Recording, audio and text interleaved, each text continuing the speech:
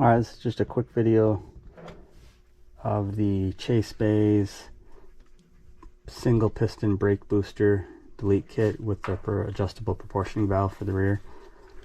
This is for S14, and here's what it looks like. Here's how you'll get it. And I'm wanting to add a line lock to it. So what I did was, well, first let me explain what's what on this. So these lines here are meant to go to your front brakes. This tees off for your driver's side, passenger side, and then this one here goes to your rear brakes. Over on the passenger side, near the firewall, it ties in there and then runs back and splits off on the factory lines. So if you want to add a line lock, like I've just got this Jegs line lock right here, you'll need to block off one of these ports. So you could just put a cap on this. I happen to have this plug here, and these are 3AN, and then that's just capped in there. And for the line lock itself, this just holds the front brakes only, so we're not going to mess at all with this rear brake line. But for this specific configuration, I added this. So these are 1/8 inch NPT. So I got an 1/8 inch NPT to 3AN adapter piece.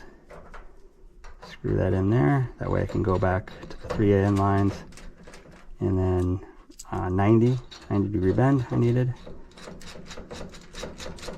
and that's for the inlet. And then for the outlet, again, another 1/8 inch NPT to 3AN adapter. That goes in there, and then I have to have a T. Basically moved this T from here to the outlet on the line lock. So this is just a little union here for 3AN. This screws onto here.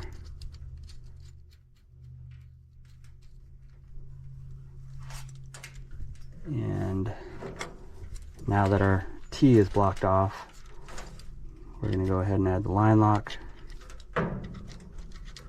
into the system. And then this is what my finished product looked like. Roughly about like this is how it sits. Now this is a 2JZ swap 240, and it, with the Chase Bays line kits, both of their lines for the front brakes still work just fine, had plenty of room. But I think for my setup, well, you could do it either way, but one of these lines goes to the driver's side front, the other goes to the passenger side front, and then you can use your line lock. So when you apply, hit your brakes, push the button for the line lock, you can let off the brakes and do a big burnout. And now I will go throw it in the car so you can kind of see how it all fits in there.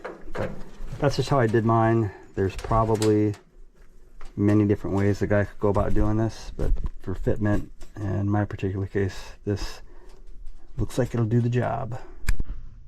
Alright, here's the almost finished product. You gotta cinch down a few of the lines, but that's roughly where it's gonna sit. There's plenty of room between the steering column. I'll probably run a bolt through there so it doesn't jiggle around.